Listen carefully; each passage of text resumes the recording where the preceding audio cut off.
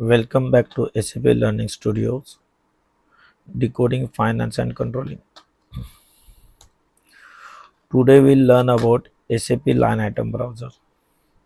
This is very important for an finance consultant to know what we can achieve through SAP Line Item Browser.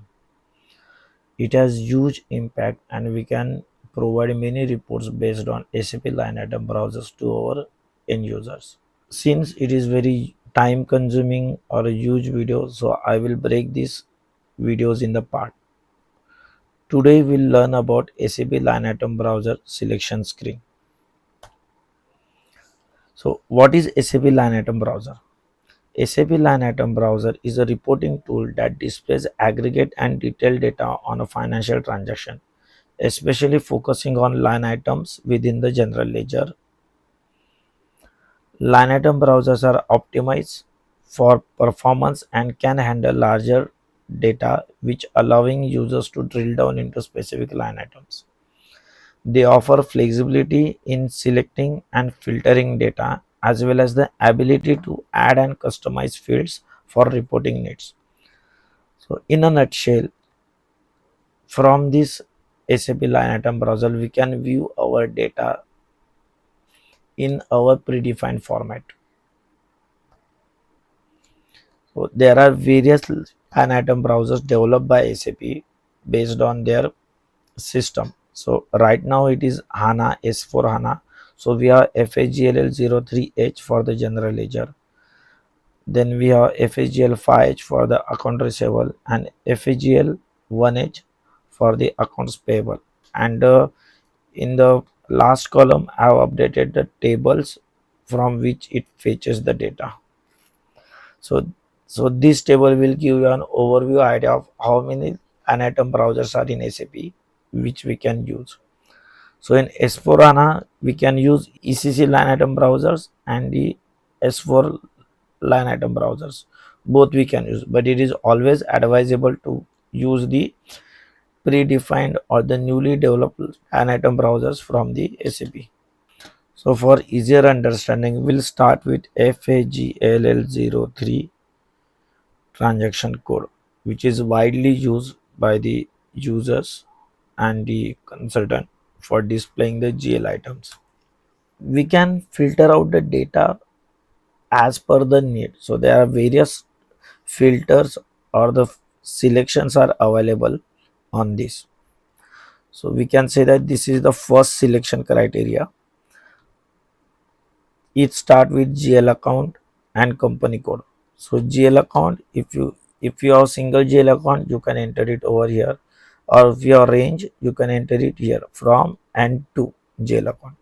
If you want to select multiple GL account, click on this button arrow, then one new pop-up will open up, and here we have few more selection, single GL accounts. Then we can enter the multiple ranges over here, and we have special too, we have exclude GL accounts, so we can exclude the single accounts or GL accounts from our output, and we can exclude the ranges also. If your 10 to 15 GL accounts needs to be displayed, then you can copy those GL accounts from the Excel or the notepad, and then you can press on this upload from clipboard. So all the GL accounts will be copied over here, and then you need to select on execute. Then this is the open items at key date. So whenever you select this and you enter the date, it is all the items for this particular selection GL account and company code will be displayed in the output. You can change the date over here, open item date, and the data will be altered or modified accordingly. Then we have cleared items.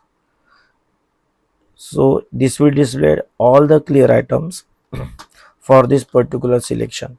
So if you entered any date range over here, so for this particular selection, it will display the all the cleared items. Then we have all the items. So if you select the all the items, then all the cleared items and the open items will be displayed over here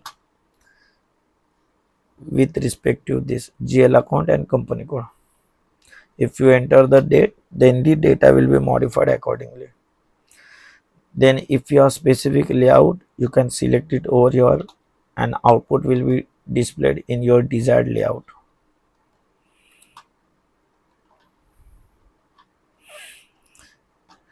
This is the maximum number of hit. So it is always advisable to keep this blank. If I enter here, then my output will only be restricted to 100 items. But it is always advisable to keep this blank. So all the data will be displayed in the output as per selection. Then there are few more options available over here.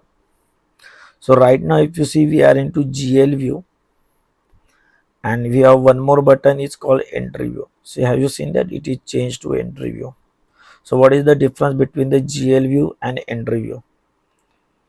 GL view means our entries based as per our document splitting rules, and entry views means our entries as the way we entered into our system. So this is the basic difference between the entry view and GL view.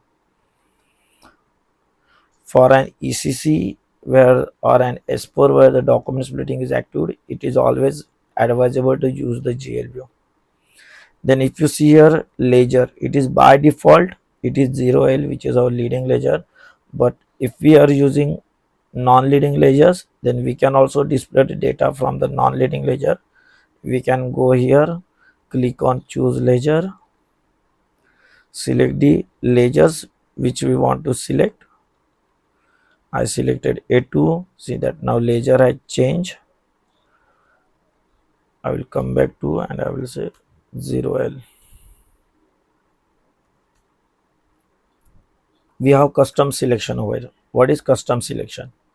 Custom selection means after these whatever entries we have entered on our first selection screen, we can further filter our data. So for that we need to click on custom selections, click on over here balance sheet, or so if I selected the yes over here, then the data further filtered from the selection screen with these parameters. So we have many options available over here: master data, company code, line items, general ledger item. We have company code created on planning group, planning level. If we go on line item, then we can filter data based on document number, posting date, document date is also available, currency, document type, posting period, assignment, posting key. We have debit and there are n number of selections available over here. You can go through each and you can filter your data accordingly. So we have controlling area, we have cost center, profit center.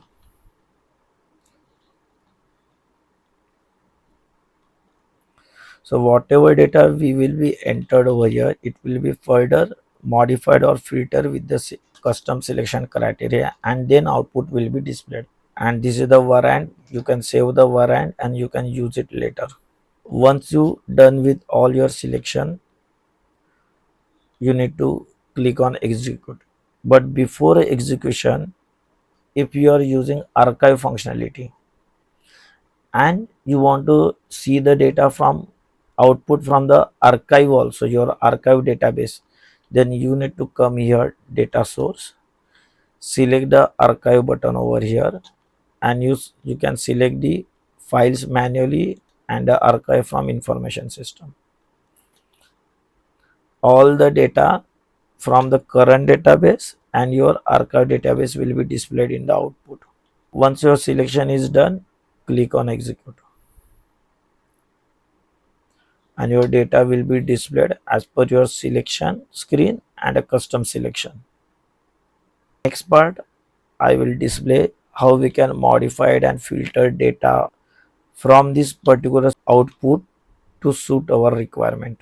If you like my videos, like, comment, share and subscribe to my channel. More valuable information. Thank you. See you next time.